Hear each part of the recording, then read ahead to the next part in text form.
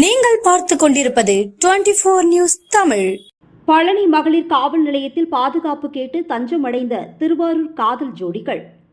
திண்டுக்கல் மாவட்டம் பழனி மகளிர் காவல் நிலையத்தில் திருவாரூர் மாவட்டம் நீடாமங்கலம் பகுதியைச் சேர்ந்த சதீஷ் என்பவர் மற்றும் அதே பகுதியைச் சேர்ந்த பிரியதர்ஷினி என்ற இருவரும் 3 ஆண்டுகளாக காதலித்து வந்த நிலையில் இவர்களின் காதலுக்கு பெற்றோர்கள் எதிர்ப்பு தெரிவித்தனர். மேலும் சாதி மறுப்பு என்பதால் திருமணத்துக்கு மறுப்பு தெரிவித்த நிலையில் பிரியதர்ஷினியின் உறவினர்கள் மற்றும் உடன்பிறப்புகளால் எதிர்ப்புகள் தெரிவிக்கவே இருவரும் வீட்டை விட்டு வெளியேறிய நிலையில் பழனி மகளிர் காவல் நிலையத்தில் இருவரும் தஞ்சம் அடைந்தனர். இதனை அறிந்து வருகை தந்த விடுதலை சிறுத்தைகள் கட்சியின் மாவட்ட துணை செயலாளர் பாவேந்தன், தொகுதி செயலாளர் போர்க்கொடியேந்தி மற்றும் வழக்கறிஞர் கலை எழில்வாணன், தமிழ்நாடு அருந்ததியினர் நலசங்கம் தலைவர் நாகராஜ் ஆகியோர் தலைமையில் காவல் நிலைய வளாகத்தில் இருவருக்கும் சாதி மறுப்பு திருமணம் செய்து வைக்கப்பட்டன. தொடர்ந்து பெற்றோர்கள் முன்னிலையில் காதலர்கள் இருவரும் திருமணம் செய்து கொண்டு அனுப்பி வைக்கப்பட்டனர்.